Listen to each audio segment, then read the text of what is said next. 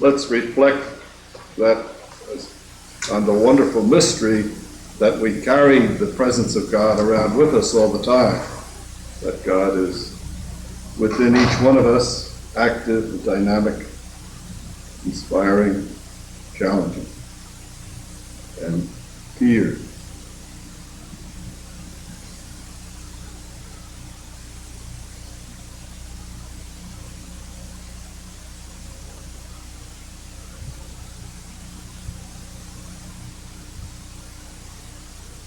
Yahweh, I know you are here, standing always at my side.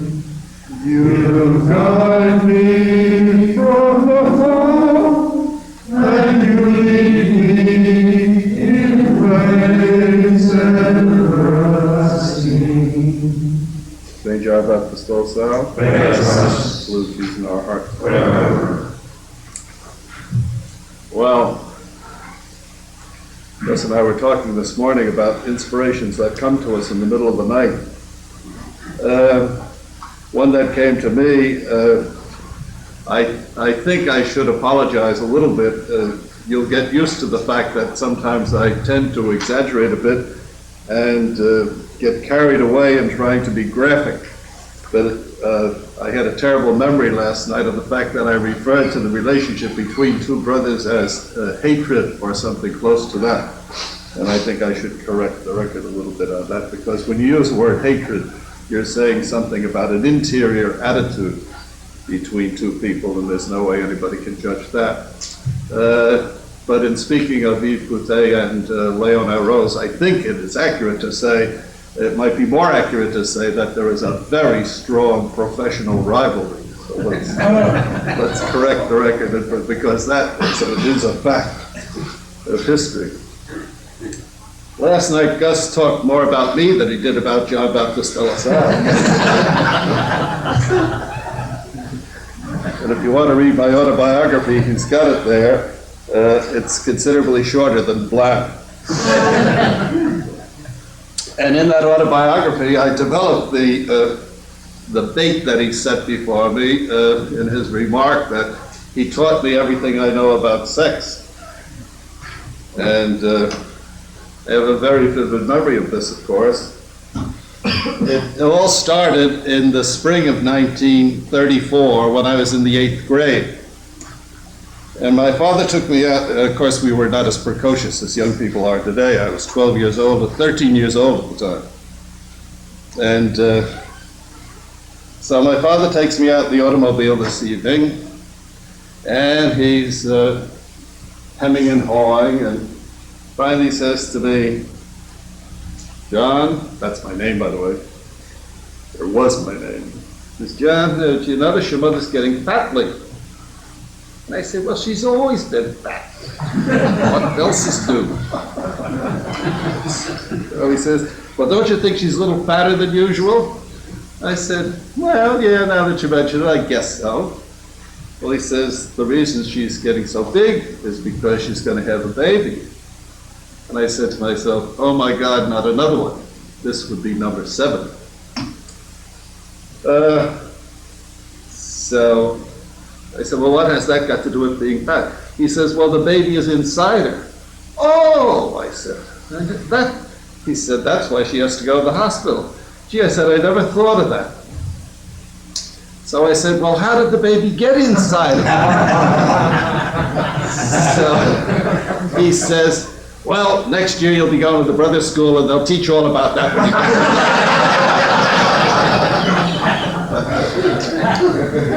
So shortly after that, my brother Marcus was born, named after the family doctor, by the way, and not named after Cicero.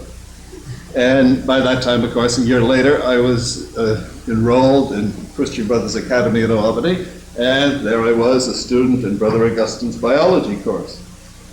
And so about a year later, when I was considerably more interested in the subject than I had been the year before, my father and I are out in the car again, and he says, remember that conversation we had a year ago? I said, oh, yeah. And he says, well, do they teach anything about reproduction or anything in that course? I notice you have this course from Brother Augustine in biology. Well, I said, yeah. I said, he taught us about the reproduction of the frog. So my father says, it's the same thing.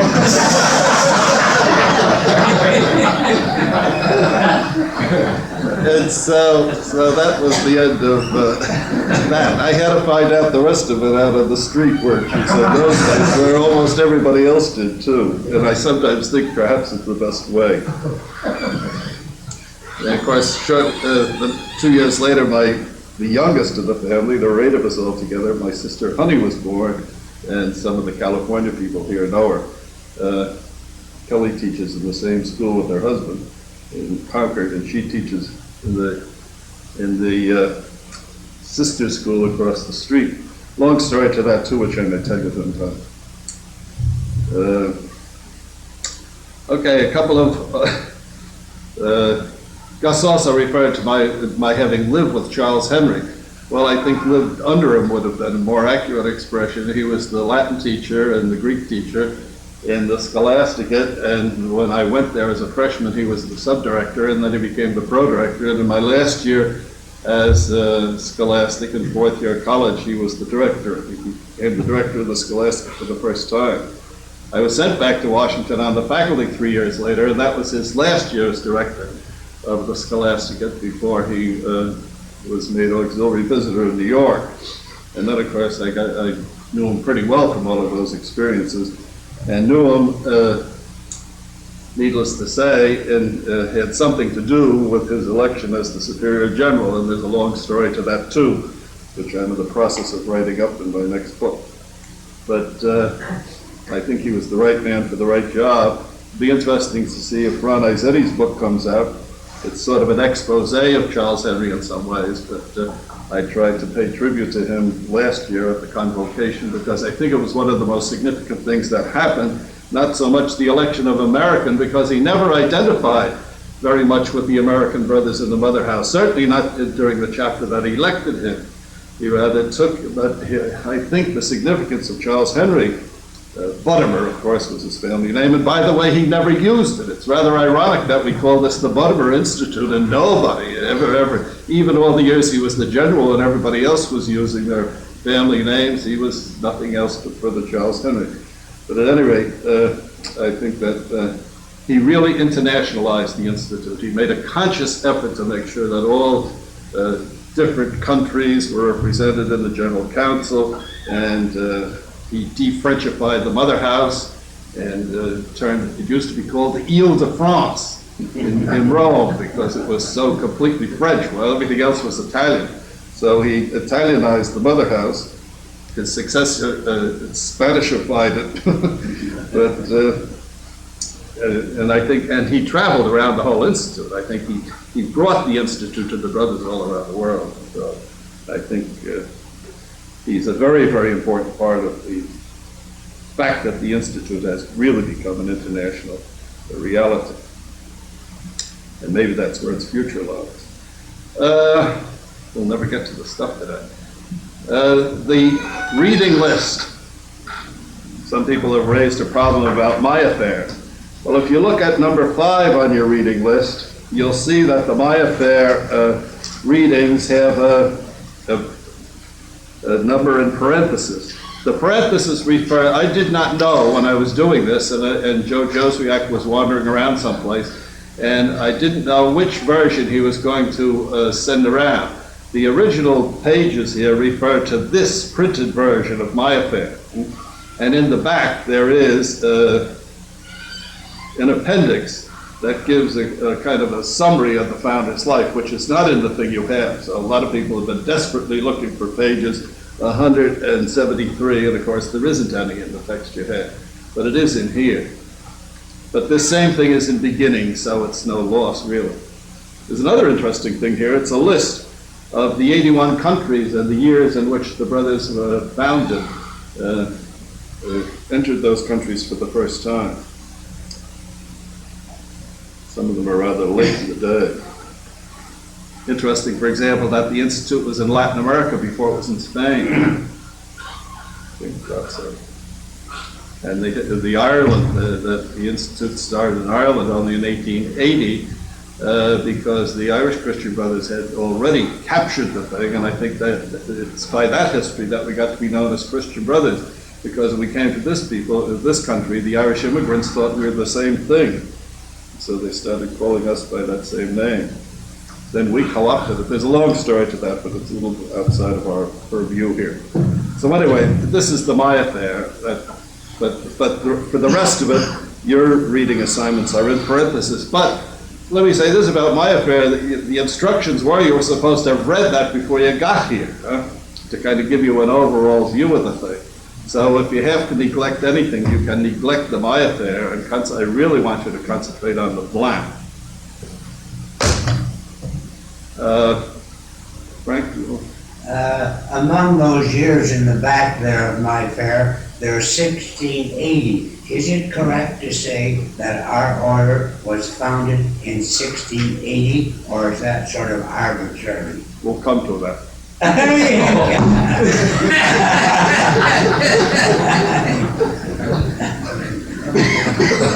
by way of coming to that, will you bring tomorrow and Friday, bring with you the copy that you have of the formative years, all right? You have some reading assignments in it, but I want to highlight a couple of things, and I'd like you to have it with you when you come. Speaking of projects, I don't know if you've ever seen this, but there's a whole series in French of kind of comic books on the lives of some of these saints, but it's very sophisticated and very detailed. This is very interesting. I'll leave this here on the table. I hope people don't swipe all this stuff in. But it's kind of graphic. If somebody has any artistic tendencies, you might want to draw a comic strip of De La Salle. This is a serious one. You can do a comic one too, of course, if you want. You know, other groups have done interesting things. Or you might do a Doonesbury style thing or something. But anyway, this is an interesting thing that some of you might enjoy looking at.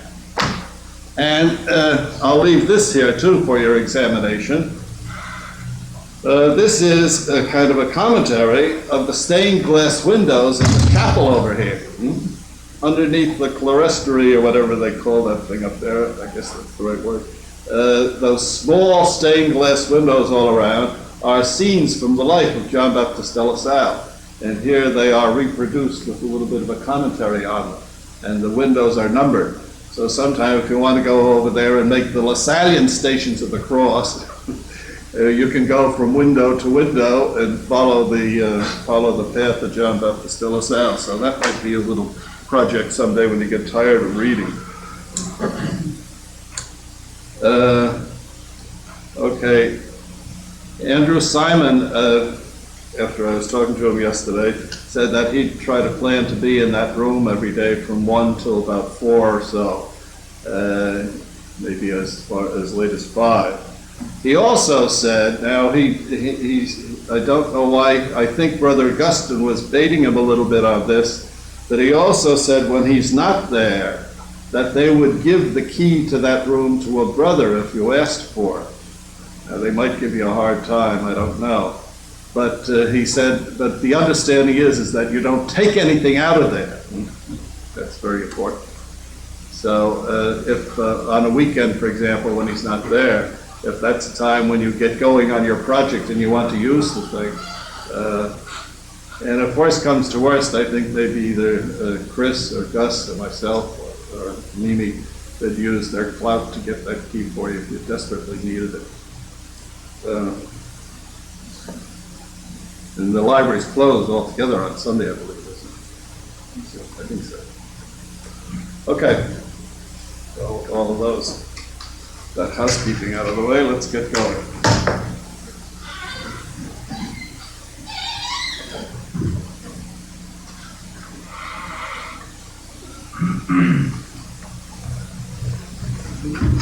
Whether this system is faster or the other one, but anyway.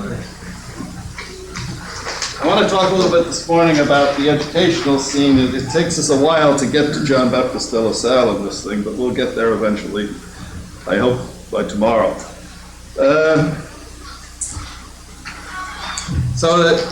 To appreciate the context and the background into which the founder comes, I think we have to know something about what's going on in France in the 17th century.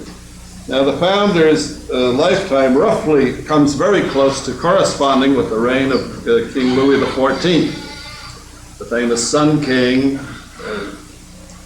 strongly Catholic, and of course this is a situation where the union of church and state is very close, the symbiosis between the two, if that's the right word. And so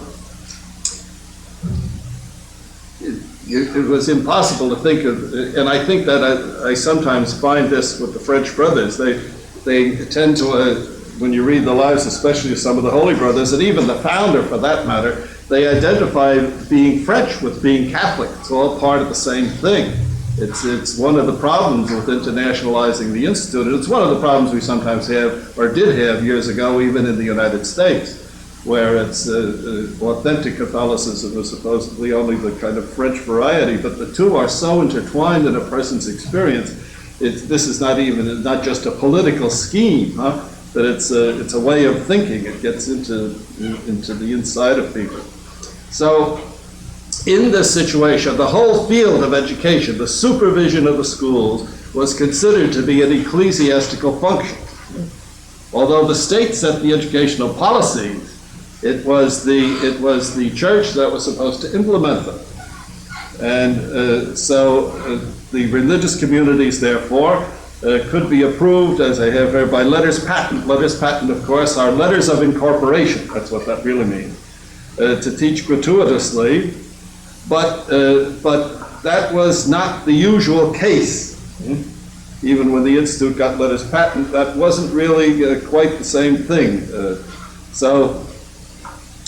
That was the rare thing that a whole community, because the whole system worked differently. According to the educational policy set up by Louis XIV, the separation of the sexes was just taken for granted, and it was also incorporated into the law. Boys had to be taught by men, girls by women.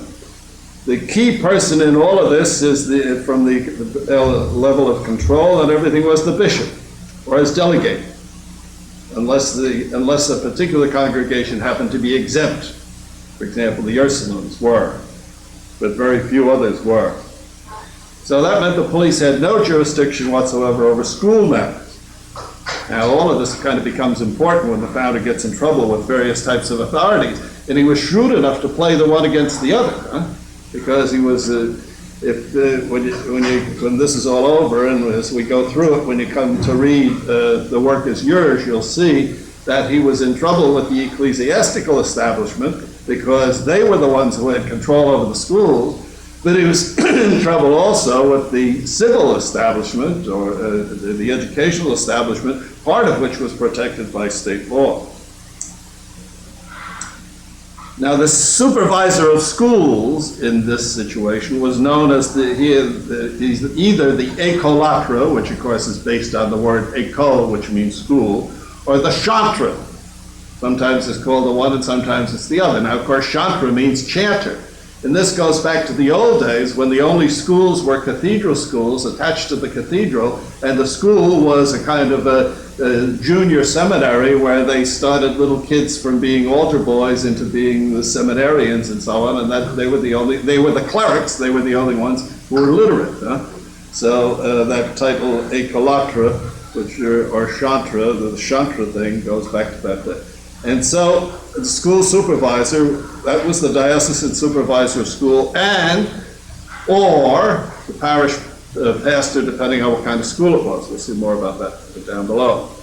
So, but all of them are dependent on the bishop. Obviously, both the superintendent of schools, who was always at least a monsignor, and very often a bishop, and the founder was getting in trouble with them all the time, or the pastor, they were ultimately subservient to the bishop. As we'll see, when the founder had to, again, the founder kind of learned how to play the one against the other in these things. In 1695, now of course by 1695 the Institute's well already underway. If we think of the Institute as beginning in 1680, it's been going on for 15 years. Louis XIV revoked the Edict of Nantes, which had allowed religious toleration for the Protestants, the Huguenots. But Louis XIV revoked that with his famous expression, one king, one law, and one faith. In French it rhymes. What is it? And une foi, une loi, et un roi. Roi. So, one king, one law, one faith. You go to France, they always tell you the joke about what's the difference between France and the United States? Clearly different. So, I don't know, well, they say. Well, in France, we have one religion, but we have 365 cheeses. In the United States, they have one cheese and 365 religions. But there's another word that's important. So this is not a very ecumenical age. Huh? And as a matter of fact, when John Baptist de La Salle, who was not an ecumenist at all, when he goes down to opens up schools down in the South, it's precisely to brainwash the children of Huguenots into being good Catholics, and that's why it was so easily supported down there. And a lot of the parents would take the kids home afterwards, the Protestant parents, and they'd say, now don't pay any attention to those brothers. That's a whole lot of nonsense. That's what we believe. Our tradition is Calvinist, and it's different. So that creates some trouble there. And it's important, even in the use of words, to remember that when, even today, when people in France use the word chrétien, Christian, they mean Roman Catholic. Huh? We have to think of that. This is one time I had a little dialogue with Charles Henry one time, because he thought he had a very brilliant idea when he said John Baptist de La Salle was well ahead of his time because he called his institute the Brothers of the Christian Schools, not the Catholic School. And that this showed how open he was, etc., etc. Well, I had to say, oh, no way. Chrétien in French means Catholic, huh? So we are the brothers of the Catholic schools. That would be a better translation than brothers of the Christian schools. I don't think we'd want to do that today, but at any rate, I think you have to get the sense of that. And when you read in the Founder's Meditations and things, when he talks about being a good Christian, he merely means being a good Catholic, huh? It's unthinkable that there's any other legitimate way of being a Christian except to be an observant Roman Catholic. So in this, when Louis XIV would be a pope, but we haven't got one yet, except in Lazarus, if you read it. But Louis XIV revokes this thing. So that was in 1695. In 1698, he issued this edict about the schools, and it controlled, it imposed a compulsory education law up to the age of 14. Apparently, it wasn't terribly enforced, but anyway, everybody had to stay at school, supposedly, theoretically, until the age of 14 from that time on. And he set the salary. And the salary of the teachers, Kelly, was 100 livres for men, 150 for men, and 100 for women each year. Now, we're going to see this word livre come up every once in a while, because it's the French word, which corresponds to the British word pound. And I suppose originally it meant a pound of some kind of precious metal, and that it will be worth. But this is the unit of money. Gus and I worked on this with Hermanus Joe and a few other people, trying to figure out what a livre would be worth in today's money. And, maybe, 5 or 6 years ago, we figured about $10. Maybe it ought to be more than that now with the inflation and so on. So 1 livre would be about $10. So that meant the annual salary in our terms would be about $1,500 a year teachers were getting, which would be just about enough to survive in that culture with the prices and everything else. And of course the women weren't worth nearly as much as the men, so they only got $1,000. So, but keep that in mind. When you're reading Bland, you'll see reference every once in a while to an écu. An écu is 3 livres. So if he talks about 100 écus, that's 300 livres. So it's good to get that into your head as you start reading these things. Want to say anything about that, Gus? No, just that the word franc is also used interchangeably with livre. I think, I forget how it goes now, but I think in Italy they call it a franc. and former Libra in French. We won't run into that much, though, in our reading, I don't think. Occasionally in the letters, I think. In the letters, maybe. Oh, yeah, especially with Gabriel drawing. Okay. All right, now, what kind of schools? So that's the organization, that's the administration of schools. Huh? It was, the policy, as you see from that last thing, was set by the state, but the enforcement and the control and the routine operation was in the hands of the church authorities, where everything finally sets it on the bishop. Okay, now what kind of schools were there? First of all, the tutors, or the preceptors, as they were called. And these rich people always had they never started their delicate little young sons in with the rough and tumble kids going even to the university, but most of the time they would start at home. And the tutor would bring them up to a certain level, certainly introduce in a course of reading and writing, and beginning always with Latin. So that by the time they even entered grammar school, they were already fairly used to reading Latin, as we'll see when we begin to look at the founder a little more closely. The official decree of 1898 has a special word of caution to parents about these preceptors, because they felt that the preceptors, a lot of them were thinly disguised Calvinists who were going around trying to wheedle their way and have an influence over the rising generation of the leadership in France, the nobility and the upper bourgeoisie. And so the king was very, very anxious that parents be very careful to make sure that these tutors that they were hiring were strong Roman Catholics. The colleges, of course, were attached to the university.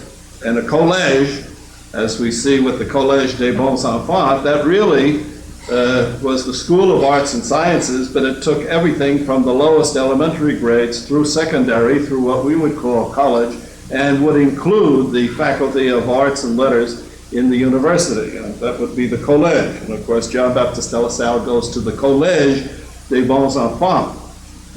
That's a shifty word, collège, around the world. A colegio in the Spanish-speaking places is usually a very large, often boarding high school. That's the word for high school. When we go from Manhattan College to Europe, we have to always speak of Manhattan University College. A couple of our colleges have become universities in the last few years, precisely because there's also this type of confusion. Manhattan College could not, LaSalle College in Philadelphia is now LaSalle University. It's no more of a university than Manhattan is, but New York state law will not allow you to call yourself a university unless you have 3 doctoral programs allowed. But Memphis, which is now a university, and Philadelphia, which are universities, they don't have any doctoral programs either. But so that varies here from state to state. But anyway, that's what a college was. Now, actually, there was little tuition at the colleges. That's still generally true in Europe. When I had that famous sabbatical year in Louvain, back 20 years or so ago, 1971, just 20 years ago, I was amazed at how low the tuition was. It was something like $50 or $100, something like that, a semester. I remarked that to the bursar when I was paying the bill, and I said, "Dude, this is terrific. In the United States, this would cost thousands of dollars." He says, "Yeah, because the reason it's so cheap is because it comes out of our taxes." So he wasn't too happy about the whole system of practically free education. But although the tuition was low, this was no place for the poor. Theoretically, the poor didn't have to pay at all. But they couldn't afford the examination fees. They couldn't afford the type of clothes that were necessary.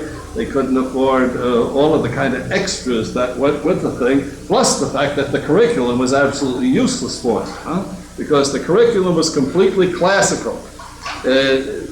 All of us, and we'll see this a little more in detail when we look at the curriculum and the founder's thing, but it was all Greek, Latin and Greek literature, and then they went right into classical philosophy. And so it had no relationship to their lives at all. And of course, the whole program was geared to bring them all the way along to a terminal degree, whereas the poor kids had to be yanked out of school at the age, the boys at the age of 9 or 10 or something like that. So this was no place for the poor whatsoever. Now, the writing masters. Now, of course, you have to keep these two groups separate. The schoolmasters, number 4 on your sheet there, and the writing masters. They're two totally different things, and they spent most of their time, as a matter of fact, arguing with one another. The writing masters now, they were under the protection of the king, because these were not so much considered a school. What this was a guild of skilled writers, professional writers. And the principal function of the writing masters was to be able to verify the accuracy of signatures and handwriting. To be able to attest to this, because forgery was such a terrible problem. And so they sold their services to write things and things like that and so on. So it was a very, very powerful guild. The word that's used in French for this is syndicate, or syndic in French. And so they had very, very strict entrance requirements, and not everybody liked the regular apprentices and so on. Not all of the candidates measured up. They had to swear oaths to verify signatures and to maintain the quality of penmanship. And so their whole idea was that this is we have total control over the teaching of writing. So this is why they were always at odds with the schoolmasters, because some of the schoolmasters started trying to teach some of the kids to write, and there'd be hell to pay for that. Schools were for reading only, not writing. Now, though, the dropouts from the writing masters would become public scribes. So if somebody needed a letter to be written, they could write the letter for you. Of course, the founder wrote his own letters, including some to Sister Louise. Of course, obviously, if you could have somebody write your letters for you, you could have somebody read them to you too, And you see that sometimes, don't you, in dramas and so on, where there's a lot of opera plots swing on this business, that a letter comes and somebody reads it to them and they don't read what's there at all. Well, they make up something instead of reading what's actually in the letter, because the level of literacy was very low, even among some very, very wealthy and very noble people. Couldn't be bothered learning to read. It was a waste of time. Okay, so that's the writing masters. Now the schoolmasters, the little schools as they would call, perhaps appropriately, because they were small operations. Usually a schoolmaster would open up a school in his own home, use the living room of the home or something for a school.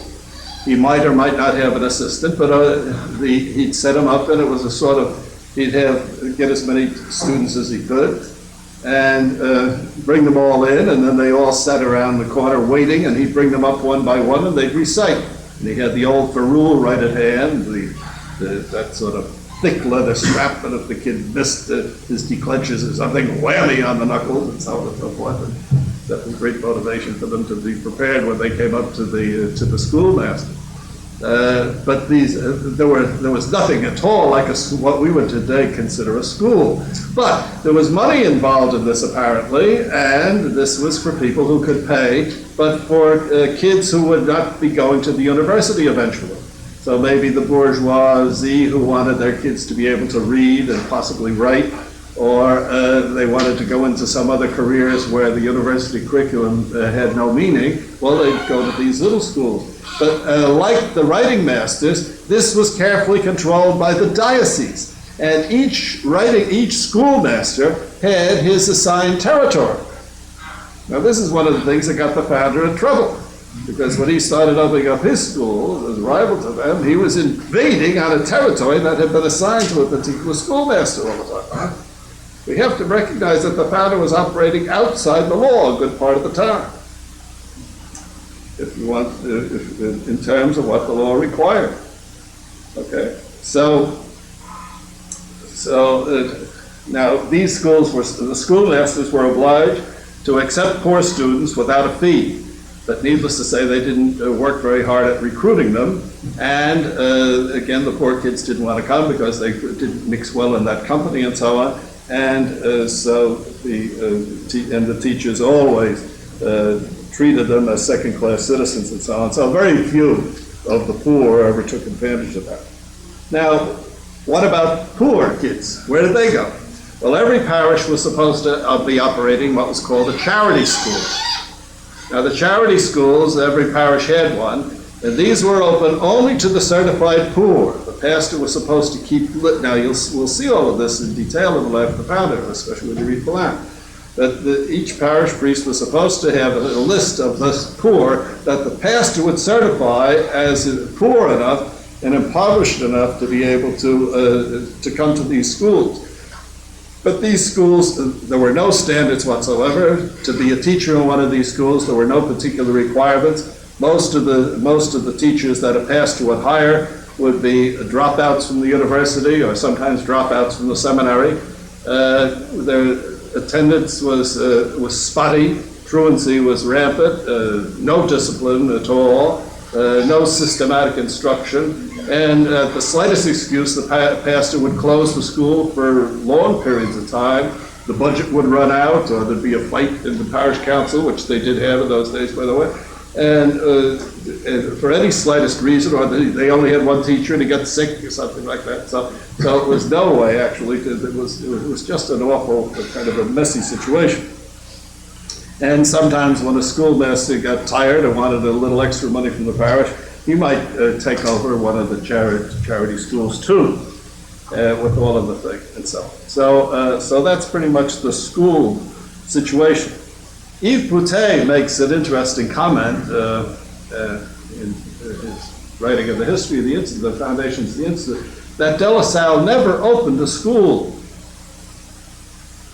Now, I'm not sure that that's completely accurate, but what he did in almost every instance was take over one of these parish schools and transform it into what he called a Christian school. Right. So that's kind of the school type of situation. So you see how segregated this is, and how it conforms to the stratified society of the time, and how desperately indeed it was of reform, especially if the poor were ever to get anything that could even roughly be called an education. Now, so that of course always raises the question of who are the poor. So some of that stuff that I gave you to read from Yves Boutet, I think makes that kind of clear. The poor were not the absolutely destitute. The poor were people who would have work sometimes and not other times. The artisans were those who had a craft of some kind, a marketable skill, but there wasn't always a market for it. And then the poor would be janitors, manual laborers, people who had to earn their living by the work of their hands. The fundamental definition of the poor, I think, for the founder would be those whose lives were had no real dependable, steady income, long periods of poverty, and having to send the children off to work very early in their life. Maybe a husband and wife both working. Very few could afford to marry before the age of 30, that type of thing.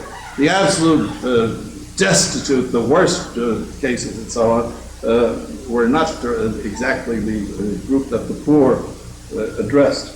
Now there was another institution here that we should mention, in addition to the parish schools, that more or less corresponds to that, and that would be the General Hospital, as it was called, the Hôpital. It's difficult to translate because it's not a hospital in the modern sense. I use the word hospice sometimes, but that has other meanings in English too. But these would be the poorhouse, and every major city had one. And of course, Adrien Niel comes out of the hospice in Rouen. The building still exists, and the founder finally wound up there with some of the brothers, as we'll see. Now, in this poorhouse, the poorhouse took care of all of the problem people in the society. That's where the half-crazy wound up, the destitute, the homeless. Sometimes parents who had to work all the time would put their kids there, and vagrants. It was a very, very mixed sort of a thing. And so this movement to try to get some kind of an education to the poor, there would usually be some kind of an educational program associated with the general hospice. So that's another type of institution that was there, and Boutet makes reference to that. So And in addition to all those people, you'd have the incurably sick who would be part of the thing too.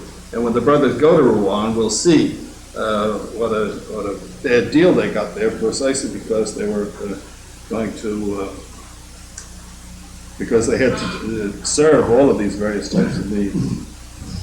Right? So, one of the reasons why the founder, so what about the Christian schools? See, what was a Christian school? Because it doesn't fit into any of these categories. I think that's one of the things that the founder had to find some way of describing the type of school that he wanted his brothers to be involved with. And so, of course, Christian, as I said, it already means Catholic, and it's clear that the founder wanted the school to be an instrument of religious instruction, but that was characteristic of almost every one of these schools in a Catholic, in a very Catholic type of society. This is what I had the argument with Bonaventure Minor over.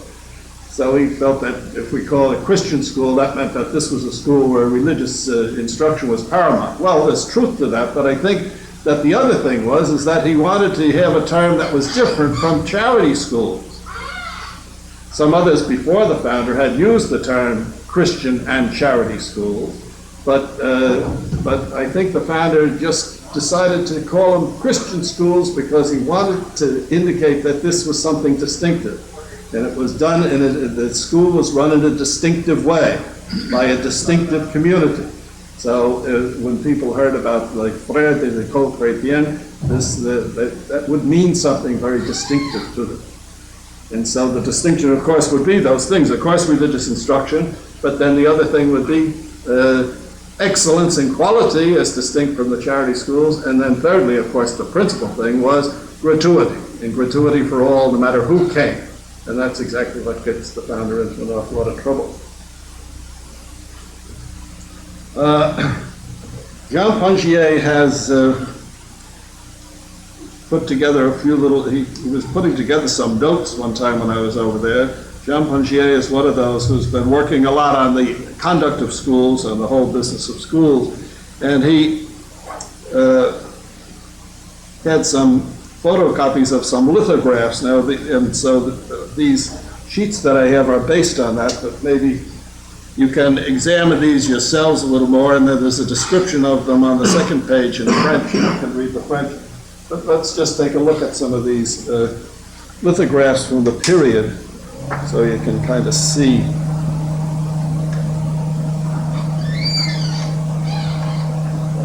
Would it help to put the lights out a little bit? I don't know.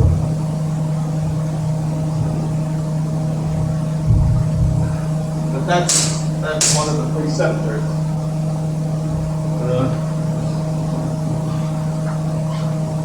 In a home with two wealthy kids. Barely can't see very much there. But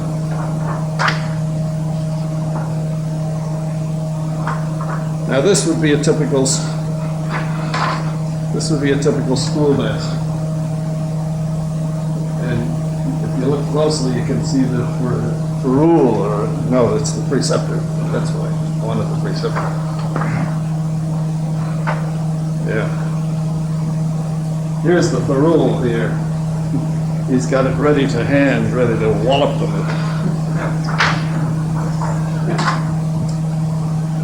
Now the schoolmaster would have one in one of his hands too, but it doesn't show up so often. So there's the one kid reciting, huh? And he's got his back to all the others who are doing whatever they feel like over there. The family cat's here in the corner. There's a dog or a turtle. But that's one of the petites écoles. And that man would have had a monopoly for that particular area where he was running the school.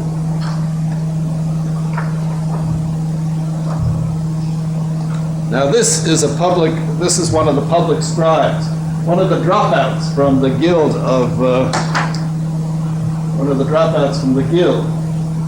See, here he is over here writing letters for people, and sets up his booth, and so somebody who wanted a letter written would go to him.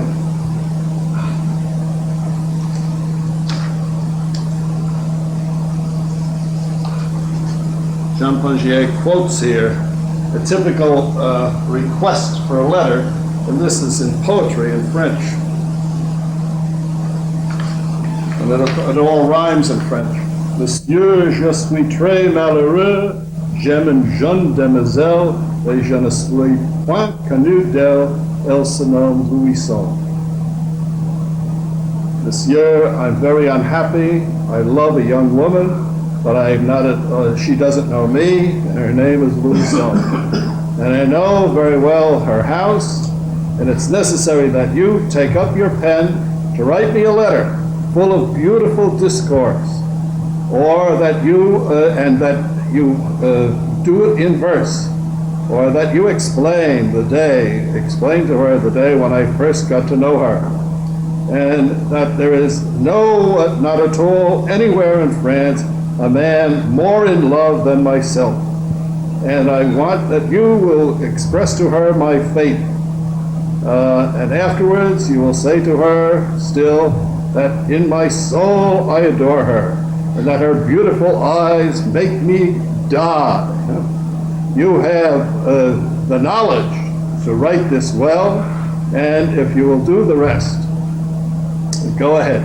And finally, I want to protest to her that I wish to live now and forever as her humble servant. And it's necessary then, and then at the bottom of this, it's necessary to put, or at the top of it rather, to Mademoiselle Louison, living with the Alazan family, just on the 6th floor, near the Cabaret de la Cage. I don't know what's the Cage de Faux, and in a room 2 doors removed, near to the Church of St. Peter. And so it's a very cute French thing. Those of you who read French get the poem. So that's the professional scribe. And that's how they made a living.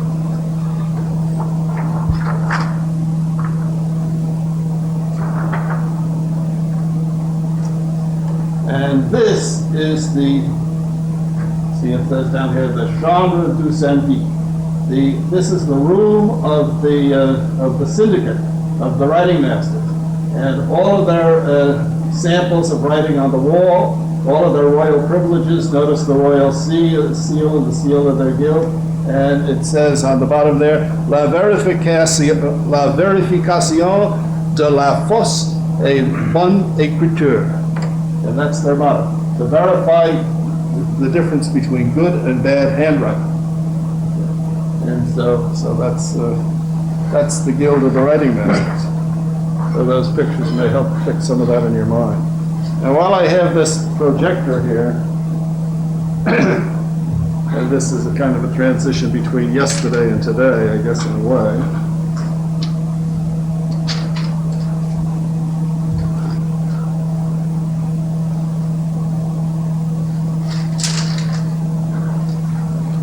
Here are some samples of Jean-Baptiste de La Salle's handwriting. Now, I just clipped these out of the 900 samples or so that we have that Léon Arose has in his thing. The one on the top, he was 15 years old, and he's signing the birth certificate for the birth of his brother Pierre. And notice how heavy and intense it is. Now these samples, more extensive samples from the letters, I guess, of his handwriting were submitted at various times by various people to be analyzed by handwriting experts. And Léon Arose told me when the results of this first came out, Nisei Joseph was the superior general, and he swore that this would, he said to Arose, it's a good thing you weren't around when the founder was being canonized, or he never would have been. And the superior wanted to suppress it because, now Gus will go into this in greater detail, that he shies away from remarks like this, which I'm not at all afraid to bring to the fore. And so here's one line, and and it's all indicated with the characteristics of the handwriting that are the clues to this. It says, he shows resentment, moreover, that borders on touchiness, the angles of the letter A. He does not find it easy to accept criticism from others, even when such criticism is justified. There are times when he has a strong tendency to succumb to sensuality. The open A and the open O. You better take a look at your own handwriting. Especially when he is quite nervous. He is austere, but in trying times tends to become irate or to become sexually soft with an impulse to self-satisfaction. That may be a comfort to some of you, or us. But I used to be a little suspicious of this, but Malcolm O'Sullivan in our community, whom some of you may know, is really had training in this and is an expert. And I have a friend of mine who has a kind of a very funny way of writing. And I just, for kicks, I asked Malcolm sometime, would you do this for me? And I was surprised how long it took him, and I didn't realize what I was imposing on him. So he wrote me up a page or so about, and he didn't know who the person was at all, male or female. It was a male friend, and he had the person down to absolute perfection, including things like he's unhappy because of the death of his father. He said it's evidently a male. He regrets the recent death of his father, and all sorts of other details about this that I'm not going to know about. But he got it all out of the handwriting. And that kind of convinced me that there must be something to this skill that our unconscious comes through in our handwriting, and people who know it, like people who know how to interpret your dreams and so on. Well, anyway, so, and of course the point that in that one article that from that one analyst makes the point that in a way it makes the founder's life much more interesting when you realize he wasn't naturally austere and wasn't naturally self-controlled and so on and so forth. Now, I don't want to intrude on Gus's territory, but he'll go into more of this, his characteristics, but these are some things to look for. But notice how the handwriting develops. Now, the second one is from 1672. It's a signature on a contract, all right? And this would be while he's gotten rid of all of that heavy type of writing, and it's you can notice that it's very precise and very definite, and this would have been the year that his father died, when he was beginning to take over the affairs of the family. And he's 20 years old at this point, or 21. Now these last two come from 1718, the year before he died. This one only about 6 months. So you see already what's happening to a lot of us when you get to that ripe old age. The handwriting begins to fall apart a little bit and so on and so forth. And it's rolling all over the place. Arose has another interesting thing about the loop on the D in the De La Salle. Now, one of the big arguments among Lasallian scholars, maybe we may as well get out of the way now, is what are we going to call this man? Now, the French have all finally settled on La Salle. And in, I think, the most recent issue of Lasalliana, there's an article by an Italian brother who berates the English-speaking brothers who always want to call him De La Salle. But I like De La Salle for many reasons, and one of the reasons being that's the way he always signed himself. And Arose told me that he prefers De La Salle too, but he finally felt he had to succumb to the others, and he refers to him as writing all the time as La Salle. And he says he really prefers the De La Salle. And one of the interesting things about this is, remember, his father's name was Louis, and his father always had a way of writing Louis De La Salle with the loop, and the loop running into the D. And De La Salle picked up that loop from the Louis when he signs his own name at the beginning of the D. Arose has studied that in some detail of examples where the way of doing that loop into the D are exactly the same. And so that's another interesting aspect of his personality, his relationship with his father, and Gus will talk a little bit about that too. And of course the other thing with now sometimes he writes it as all in one word, as a lot of them do, and sometimes he leaves it off, but the fact that he signed himself that way makes sense to me. Now you have a lot of examples like La Fontaine is De La Fontaine, and the D gets lost from that one. But a couple of his teachers, like Desperrier and de la Stock, they sign themselves always with the DE in front of it. The argument of the French is that, well, that was a pretension to royal extraction, and since he was only bourgeois, really, he had no claim to royal title, and the DE was a little pretentious, etc., etc., etc. And there's a whole big long thing about it in Poutet, and of course the Italian is again speaking all the time from this connection with royalty, which really is not a it's not a concern for us, let's say, in the United States. We don't get all that hung up on all of these class distinctions. Yes? Who would have thought that was on the right? Probably the preceptor, but all of the people who went to the university had to be able to write it. The problem with the writing masters was they were afraid that people would begin to sell their ability for handwriting. It was taken for granted, I suppose, that a university student would have to know how to write. Where would trade schools fit into this? They didn't have any that I know of. Like, for example, it talks about it's like LaSalle went to a school and they were making stockings. Yeah, well, see, the trades were, remember, this is before the Industrial Revolution, huh? So all of those skills were taught by the people who had the skills, and most of them were in the hands of guilds, huh? So if it was any serious mastery of a skill, like carpenters and things like that, I presume they would have to be trained as apprentices by some master carpenter.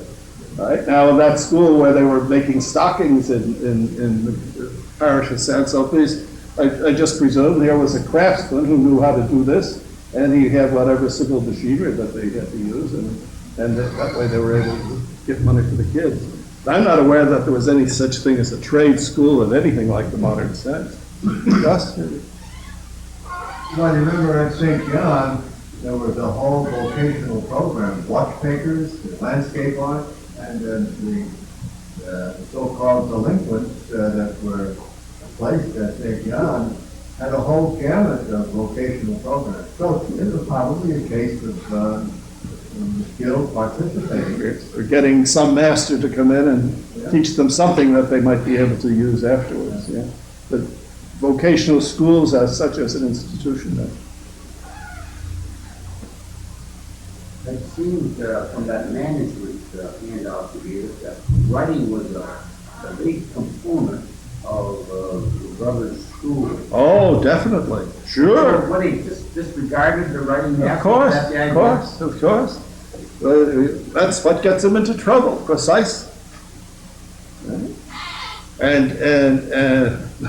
But because he's also accepting kids who can pay, that gets him in trouble with the schoolmasters, okay? He's in trouble with the writing masters because they're teaching writing, and he's in trouble with the schoolmasters because he's letting in kids, and he's taking away some of their best customers. And you can't blame them. Blat is deadly on these terrible schoolmasters. You know, De La Salle's the hero, and they're the villains, and they're being moved by Satan and all that sort of stuff. The poor guys were trying to preserve their living, for crying out loud. He was putting them out of business. You know, Gus? The word Christian school, I think that's a very significant thing. Just like the word institute. Those are two terms that we take for granted, and I really would like this to kind of develop a little more. Why don't South call them Christian schools? Well, didn't I just do that? You did. I just like to. We had that already. I want you to explain. I plan to do that a little more extensively in the next hour. Awesome time. What was the economic background of the schoolmasters, and why would anybody go into that profession? I suppose they must have had some kind of, at least the beginning of a university education, and either dropped out or couldn't make a living at it, or they found that they could make a living running a school like that. I don't know. I imagine there might have been a fair amount of money involved in it. Huh? And so if somebody went all the way through the university and didn't go on to the formal university doctoral courses, of which there are only 4, huh? So you either went into arts and letters and became a litterateur, which wouldn't attract everybody, or you went into theology, or law, or medicine. So somebody who had started off in the university or gotten that far enough, but how far in the university they would have had to go to run one of these schools is very problematic. Some of them, I suspect an awful lot of them might have been dropouts from seminary too, where they would have gotten enough of an education to be able to run a school. Don't forget that it was primarily the mastery of Latin. That was at the heart of the whole thing, and all he had to do was to teach the kids to read, and to read Latin. Not understanding. Not understand it necessarily. Well, in our schools, they didn't have to understand it. In these, maybe they eventually got to French. This is all Buttimer too, by the way, so we're intruding on it in a way, and it's not my particular field of expertise, but it won't prevent me from trying to answer the question. Peter? Because we have a little confusion. When you were talking about the distinction between the poor and the destitute, you're saying that the Lasallian workers can look for the destitute go to school also? No, I don't think so, and I don't think he was interested in that. The destitute, most of them would be wind up in the poorhouse, and the really destitute, and we're talking here not so much about the children. I suppose he would accept any children, but these would be totally abandoned families and broken up families and all that sort of thing. I think that the founder mostly was involved with schools that were already established in a parish, so that you'd be talking about the poor of the parish living together more or less as a family. I think that might be a safe way to put it. Right? We're talking about social classes. The destitute would be the really down and outers, most of whom would probably wind up in the poorhouse or the hospice. And their kids would either wind up there with them or just go loose all over the place. But when we talk about the kids running loose all over the streets, I think these were the kids in a particular parish. I think that's the way we have to think about this. One of your colleagues at Patton College raised a question, a hypothetical question. You may not want to deal with it either now or later, or you haven't dealt with it in the past, but if the kids were being properly trained in religion, would Dolestown have open schools for the poor? Yeah, it's an interesting question, but I don't think you can really separate it. That would presume that there was some system for catechizing them, but the only system they had for catechizing them was the schools or the Sunday services where they get kids in for Sunday school type of a thing, and that was around. I really think. See that. I guess my answer to that would probably be yes, he would have, because he saw the school as an instrument for being able to be with them all day, from morning to night. I mean, Boutte makes that point, doesn't it? You know, that this is a thing, that it couldn't just be a question of and at the same time integrating them into something useful. But I think that he saw the school as an instrument whereby you could have this, and I think it's still the valuable thing, which we all know about the school. You have these kids for a very high quality prime time, and all day, every day, except Thursday. You know, but certainly on Sunday, you had them at Mass all Sunday morning, and then you'd have them for catechism on Sunday afternoon, followed by bring them to church for Vespers.